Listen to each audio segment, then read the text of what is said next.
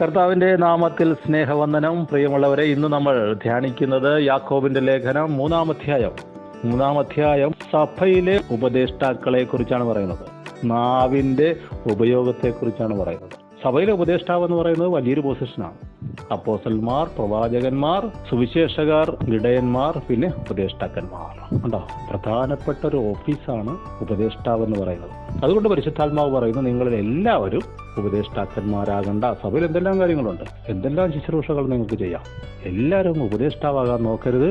കാരണം ഉപദേശിക്കുന്നവൻ ആ ക്വാളിറ്റി ഇല്ലാത്തവനാണെങ്കിൽ, അവൻ പറയുന്ന വചനം അവൻ പ്രാക്ടീസ് ചെയ്യാത്തവനാണെങ്കിൽ, കർത്താവിനാൽ അംഗീകാരമില്ലാത്തവനാണെങ്കിൽ അവൻ ശിക്ഷാവിധി മേടിക്കും. ഇപ്പൊ പറയാം, നിങ്ങൾക്ക് പറയാനുള്ള പറയാം, കേൾക്കാനുള്ളവൻ കേട്ടിട്ട് പോവും. പക്ഷേ സഭയുടെ തലയായവൻ നോട്ട് ചെയ്ത് വയ്ക്കും. യേശു കർത്താവിന്റെ അടുക്കെ നിക്കോദോമസ് ഒരിക്കൽ വന്നു. എന്നിട്ട് പറഞ്ഞു, കർത്താവെ, നീ ദൈവത്തിന്റെ അടുക്കൽ നിന്ന് വന്ന ഉപദേഷ്ടാവാണ്. കാരണം ഞാൻ ഇസ്രായേലിന്റെ ഉപദേഷ്ടാവാണ്. ഞാൻ മെസ്സേജ് പറയുന്നുണ്ട്, ആൾക്കാരിന്ന് ഉറങ്ങുകയാണ്. നിന്റെ മെസ്സേജ് അതുപോലെയല്ല, നീ വലിയ കാര്യങ്ങളൊക്കെ ചെയ്യുക. യേശു കർത്താവ് പറഞ്ഞു, നീ വീണ്ടും ജനിച്ചാൽ എന്നെ പോലെയാകും. അതാ പറഞ്ഞതിന്റെ അർത്ഥം, നീ വീണ്ടും ജനിച്ചാൽ എന്നെ പോലെയാകാം. ഒരു കാറ്റാകും. അത് ഇളം തെന്നൽ വേണ്ടവർക്ക്, ആശ്വാസം വേണ്ടവർക്ക് അത് കൊടുക്കും. പൈശാചിക മണ്ഡലങ്ങൾ ഇടിക്കാൻ കൊടുങ്കാറ്റാകേണ്ട സമയത്ത് അതാകും. ഉപദേശത്തിന് പവർ ഉണ്ടാകും. ഉപദേശം കൊണ്ട് നമുക്ക് പൊളിക്കാനും കഴിയും, ഉപദേശം കൊണ്ട് പണിയാനും കഴിയും. നാവ് നല്ലതായിരിക്കണം. അതുകൊണ്ട് പരിശുദ്ധാത്മാവ് പറയുന്നു, ഒരുത്തൻ വാക്കിൽ തെറ്റാതിരുന്നാൽ അവന് ശരീരത്തെ മുഴുവൻ കൺട്രോൾ ചെയ്യാൻ പറ്റും. നമുക്ക് ഇങ്ങനെ വ്യാഖ്യാനിക്കാം, ഉപദേശം ക്ലിയർ ആണെങ്കിൽ സഭയെ മുഴുവൻ നിയന്ത്രിക്കാൻ ഉപദേശത്തിന് കഴിയും. അപ്പൊ നാവ് നന്നല്ലെങ്കിൽ എവിടെ കറക്റ്റ് ചെയ്യണം? നാവ് നന്നല്ലെങ്കിൽ, നമ്മുടെ ക്യാരക്ടർ നന്നല്ലെങ്കിൽ, വർത്താനം ശരിയല്ലെങ്കിൽ, വർത്താനം നന്നാക്കി അഭിനയിക്കേണ്ട. കേട് ഹൃദയത്തിനാണ്. ഹൃദയം ശരിയാക്കിയാൽ മതി. ഹൃദയത്തിൽ കംപ്ലൈന്റ് ഉള്ളതുകൊണ്ടാണ് വാക്കിലൂടെ പുറത്തു വരുന്നത്. കാരണം ഈ 3-ാം അധ്യായത്തിന്റെ അവസാന ഭാഗത്ത് ഒരു ഉപദേഷ്ടാവ് എങ്ങനെയായിരിക്കണം, അല്ലെങ്കിൽ ഉപദേശിയുടെ ഉപദേശം എങ്ങനെയായിരിക്കണം എന്ന് പറയുന്നുണ്ട്. നിങ്ങൾക്ക് ഹൃദയത്തിൽ ദേഷ്യവും കയ്പൊക്കെ ഉണ്ടെങ്കിൽ നിങ്ങളുടെ ദൂതിൽ അത് പ്രതിഫലിക്കും. ദൂത് ഭൗമിക ദൂതായി പോകും. പ്രാകൃതമാകാം, പൈശാചികമാകാം, പിശാചേറ്റെടുക്കും. ഗുണത്തിന് പകരം സഭയ്ക്ക് ദോഷം ചെയ്യും. കേൾക്കുന്നവർക്ക് ആത്മീയ വർധന വരത്തില്ല, മറിച്ച് അവൻ പിന്മാറ്റക്കാരനായി പോകും. ഇന്ത്യയിലെ സഭയിൽ ഇങ്ങനെ ഒരു പ്രശ്നമുണ്ടായി. കള്ളദൂതുമായിട്ട് ചില പരിച്ഛേദനക്കാർ വന്നു. ഇവിടെ വിശ്വസിച്ച രക്ഷ പ്രാപിക്കും എന്ന് കേട്ട് പരിശുദ്ധാത്മാവിനെയും പ്രാപിച്ച് നന്നായിട്ട് ആരാധിച്ചു പോരുന്ന ജനത്തിൻ്റെ വന്നിട്ട് പറയുകയാണ്, നിങ്ങൾ മോശയുടെ ന്യായപ്രമാണം അനുസരിച്ച് പരിച്ഛേദന ഏൽക്കണം, ഇല്ലെങ്കിൽ രക്ഷ കിട്ടുകയില്ല. അവർ കലങ്ങിപ്പോയി. ഈ ദൂത് കലങ്ങി കളയും. എന്താണ് പ്രശ്നം എന്ന് പറഞ്ഞാൽ അവർക്ക് കുറ്റബോധം ഉണ്ടാക്കും, കൺഫ്യൂഷൻ ഉണ്ടാകും. ചില ആൾക്കാർ പിന്നെ സഭയിൽ വരത്തില്ല, ചില ആൾക്കാർ പിന്മാറ്റത്തിൽ പോകും, ചില ആൾക്കാർ അസ്വസ്ഥരാകും, റിബലിയസ് ആകും. പക്ഷേ പൗലോസും ബർണബാസും വേറെ ചില ശുശ്രൂഷകരും അന്നത്തെ ഹെഡ് ഓഫീസ് യെരുശലേമില്ല, അങ്ങോട്ട് പോയി. മൂപ്പന്മാരെ കണ്ടു. അവിടെ വലിയ പ്രതിവാദം ഉണ്ടായി. പക്ഷെ പത്രോസ് അവരോട് സംസാരിച്ചു. യേശുവിന്റെ സഹോദരനായ യാക്കോബ് സംസാരിച്ചു. അവർ പറഞ്ഞ ഒറ്റ കാര്യമാണ്, നമുക്ക് നമ്മുടെ പിതാക്കന്മാർക്കും വഹിക്കാൻ കഴിയാത്ത മുഖം ഈ ജാതികളിൽ നിന്ന് വന്നവർക്ക് കൊടുക്കുന്നത് ശരിയാണോ? അതുകൊണ്ട് ചെറിയ കാര്യങ്ങൾ എഴുതി എന്ന് പറഞ്ഞാൽ വിശുദ്ധിയിൽ കോംപ്രമൈസ് ഇല്ല, നടപ്പിൽ കോംപ്രമൈസ് ഇല്ല. ഇതുപോലെ ആചാരാനുഷ്ഠാനങ്ങളിൽ മാത്രം അവർക്ക് ഇളവ് പ്രഖ്യാപിച്ച് ഒരു എഴുത്ത് വിട്ടു. നിങ്ങൾ പരസംഗം, വിഗ്രഹാരാധന, വിഗ്രഹമാലിന്യങ്ങൾ, അശുദ്ധി, ശ്വാസം മുട്ടിച്ചത്തത്, രക്തം, ഇങ്ങനെയുള്ള കാര്യങ്ങളെയൊക്കെ ഒഴിഞ്ഞിരിക്കണം. കാരണം ഈ ജാതികളുടേതായ ചില ആചാരങ്ങളൊക്കെ ഉണ്ടല്ലോ, അതൊക്കെ ഒഴിഞ്ഞിരിക്കണം. എന്നാൽ നന്ന് എന്ന് പറഞ്ഞൊരു എഴുത്തൊക്കെ കൊടുത്തു വിട്ടു. അങ്ങനെ ചെയ്യണമെന്ന് ഞങ്ങൾക്കും പരിശുദ്ധാത്മാവിനും തോന്നി എന്നാണ് എഴുതിയത്.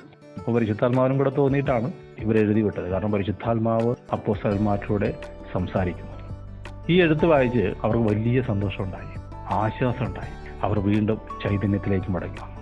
അപ്പോൾ നമ്മുടെ ഉപദേശിക്ക് തൻ്റെ നാവ് കൊണ്ട് സഭയെ പണിയാൻ കഴിയും. നാവിൻ്റെ നല്ല വശം അവിടെ പറഞ്ഞിട്ടുണ്ട്. കുതിര വലിയ ശക്തികളുണ്ടെങ്കിലും വായിൽ കടിഞ്ഞാണിട്ടാൽ അതിൻ്റെ ശരീരം മുഴുവൻ തിരിക്കാം. അപ്പോൾ നമുക്ക് കൺട്രോൾ ചെയ്യാൻ പറ്റാത്തൊരു ദേഷ്യമൊക്കെ വന്നാൽ, മുഖത്തടിച്ചാണത് ഒപ്പത്തിനൊപ്പം പറയണമെന്ന് തോന്നിയാൽ വായിൽ ഒരു കടിഞ്ഞാണിട്ടാൽ മതി. നമ്മൾ പരിശുദ്ധാത്മാവിന് വിധേയപ്പെടുകയാണെങ്കിൽ പരിശുദ്ധാത്മാവ് തന്നെ ഒരു കടിഞ്ഞാണിടും. ചില കാര്യങ്ങളിലൊക്കെ പരിശുദ്ധാത്മാവ് നമ്മളങ്ങ് പിടിക്കും. അപ്പോൾ നമ്മൾ ഓട്ടോമാറ്റിക്ക് നമ്മളങ്ങ് പ്രതികരിക്കുകയില്ല. കാരണം അതിനുള്ള താഴ്മ പരിശുദ്ധാത്മാവ് ഉപദേഷ്ടാവിന് അങ്ങ് കൊടുക്കും. പിന്നെ അതിനൊരു പോസിറ്റീവ് സൈഡ് പറയുന്നുണ്ട്. നിങ്ങളിങ്ങനെ തന്നെത്താനെ ശരീരത്തെ നിയന്ത്രിക്കാൻ പഠിച്ചാൽ കുടുംബങ്ങളെ നിയന്ത്രിക്കാൻ, സഭകളെ നിയന്ത്രിക്കാൻ പരിശുദ്ധാത്മാവ് നിങ്ങൾ ഉപയോഗിക്കും. ഒരു വലിയ കപ്പൽ അത് കൊടുങ്കാറ്റടിച്ച് ഓടുന്നതാണെങ്കിൽ പോലും അമരക്കാരൻ, ക്യാപ്റ്റൻ ചെറിയതും ചുക്കാൻ കൊണ്ട് അതിനെ തനിക്ക് ബോധിച്ചെടുത്തേക്ക് തിരിക്കുന്നത് പോലെ തകർന്ന കുടുംബങ്ങളെ, പ്രശ്നങ്ങളുള്ള സഭകളെ പണിയാൻ കർത്താവ് നിങ്ങൾ ഉപയോഗിക്കും. എങ്ങനെ? നിങ്ങളുടെ ഉപദേശത്താൽ. ദോഷവശങ്ങൾ പറയുന്നുണ്ട്.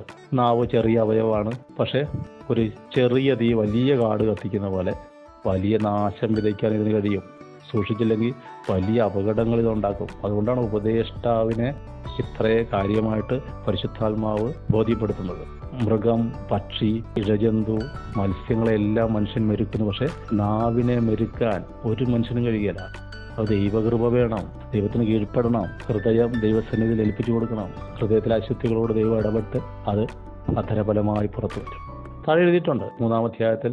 താഴത്തോട്ട് നമ്മൾ വരുമ്പോൾ കാണുന്നു, ഉപ്പുറവയിൽ നിന്ന് മധുരമുള്ള വെള്ളം വരികയില്ല. നമ്മൾ നാവ് കൊണ്ട് ആരാധന നടത്തുന്നു, അതേ നാവ് കൊണ്ട് നമ്മുടെ കൂട്ടു സഹോദരനെ കുറ്റം പറയുന്നു. അങ്ങനെ ചെയ്താൽ പന്തികേടുണ്ടെന്നാണ്. ഒരേ ഉറവിൽ നിന്ന് മധുരമുള്ള വെള്ളവും കയ്പുള്ള വെള്ളവും വരികയില്ല. അപ്പോൾ ഒരു ഉപദേഷ്ടാവിന്റെ നാവ് അങ്ങനെ ആയിക്കൂടാ. ഒരു വിശ്വാസിയുടെ നാവ് അങ്ങനെ ആയിക്കൂടാ. എസ്പെഷ്യലി ഒരു ഉപദേശിയുടെ നാവ് പെർഫെക്റ്റ് ആയിരിക്കണം. അങ്ങനെ ചെയ്താലുള്ള ഗുണമാണ് ഈ പറയുന്ന ആളുടെ ദൂതിന്റെ ഗുണം, അല്ലെങ്കിൽ ദൂത് എങ്ങനെയായിരിക്കണം എന്നുള്ളത് യാക്കോബിന്റെ ലേഖനം 3-ാം അധ്യായം തന്നെ 17-ാം വാക്യത്തിൽ 18-ാം വാക്യത്തിലും പറയുന്നുണ്ട്. അതായത് അത് ഉയരത്തിൽ നിന്നുള്ള ജ്ഞാനം, അത് ഒന്നാമത് നിർമ്മലമായിരിക്കും. നിങ്ങൾ പറയുന്ന ജ്ഞാനം ഭൗമികമോ പ്രാകൃതമോ പൈശാചികമാണെങ്കിൽ നമുക്ക് സഭയെ ഇൻഫ്ലുവൻസ് ചെയ്യാൻ പറ്റുകയില്ല, സമൂഹത്തെയോ കുടുംബത്തെയോ സ്വാധീനിക്കാൻ കഴിയുകയില്ല. പക്ഷേ ഉയരത്തിൽ നിന്നുള്ള ജ്ഞാനമാണ്. നമ്മൾ നമ്മുടെ ഹൃദയത്തെ ശുദ്ധീകരിച്ചു, നാവിനെ കർത്താവിന് സമർപ്പിച്ചെങ്കിൽ കർത്താവ് തരും, പരിശുദ്ധാത്മാവ് ആ ഉയരത്തിലെ ജ്ഞാനം തരും. ആ ഉയരത്തിലെ ജ്ഞാനം ആണോ എന്ന് എങ്ങനെ ചെക്ക് ചെയ്യാം? അതൊന്നാമത് നിർമ്മലമായിരിക്കും, ദൂത് നിർമ്മലമായിരിക്കും. പിന്നെ സമാധാനമുള്ളതായിരിക്കും, ശാന്തതയുള്ളതായിരിക്കും, അനുസരണമുള്ളതായിരിക്കും, കരുണയും സൽഫലവും നിറഞ്ഞതും പക്ഷപാതവും കപടവും ഇല്ലാത്തതും. എന്ന് പറഞ്ഞാൽ കേൾക്കുന്നവൻ ആശ്വാസം പ്രാപിച്ച് എൻകറേജ്ഡായിട്ട് ബലപ്പെട്ട് സന്തോഷത്തോടെ മടങ്ങിപ്പോകും. അവന് കൺഫ്യൂഷൻ കൊടുക്കുകയില്ല, അവനെ കുറ്റം പറയുകയില്ല, അവനെ വെട്ടുകയില്ല, അവനെ ഉപദ്രവിക്കുകയില്ല, അവനോട് ദയുള്ള കരുണയുള്ള ദൂത് കൊടുക്കും. ഇങ്ങനെ സമാധാനത്തിൽ പറയുന്ന ഉപദേശിയുടെ ദൂത് കേൾക്കുന്നവൻ അവൻ നീതി പ്രാപിക്കും, നീതിമാനാകും. ശരിക്കും പാപികളും മറ്റു ദോഷം ചെയ്യുന്നവരും രോഗികളും വയ്യാത്തവരും അവസാനം വന്നു ചേരുന്ന സ്ഥലം എവിടെയാ? സഭയല്ലേ. കാരണം ദൈവം അത് വെച്ചിരിക്കുകയല്ലേ. യേശുവിന്റെ കാലത്ത് യേശു പറഞ്ഞല്ലോ, ഞാൻ നീതിമാന്മാരെ അന്വേഷിച്ചല്ല വന്നത്, രോഗികൾക്കാണ് വൈദ്യനെ കൊണ്ട് ആവശ്യം. എല്ലായിടത്തും കൈവിട്ട കേസാണ് വരുന്നത്. അവിടെ അവനെ സ്വീകരിക്കണം, സമാധാനത്തിൽ അവനോട് ഇടപെടണം. അങ്ങനെ സമാധാനത്തിൽ അവന് ദൂത് കൊടുത്താൽ, സമാധാനത്തിൽ വചനം വിതച്ചാൽ അവൻ നീതിമാനാകും. നീതി എന്ന ഫലം നിങ്ങൾ കൊയ്യും. അതുകൊണ്ട് എത്ര വലിയ ഒരു ഓഫീസാണ്, എത്ര വലിയ ഒരു കാര്യമാണ്, ശുശ്രൂഷയാണ് പരിശുദ്ധാത്മാവ് ഉപദേഷ്ടാക്കന്മാർക്ക് വെച്ചിരിക്കുന്നത്. നമുക്ക് നമ്മുടെ ഹൃദയങ്ങളെയും നാവിനെയും പരിശുദ്ധാത്മാവിന് കീഴടക്കാം. ദൈവം നമ്മളിൽ വർക്ക് ചെയ്യട്ടെ, നമ്മുടെ ഹൃദയത്തെ ശുദ്ധീകരിക്കട്ടെ. പരിശുദ്ധാത്മാവ് തന്നെ നമ്മുടെ നാവിലൂടെ സംസാരിക്കട്ടെ. നമ്മൾ സഭയ്ക്കൊരു അനുഗ്രഹമാകട്ടെ, ഈ ലോകത്തിന് ഒരനുഗ്രഹമാകട്ടെ. ആമേൻ.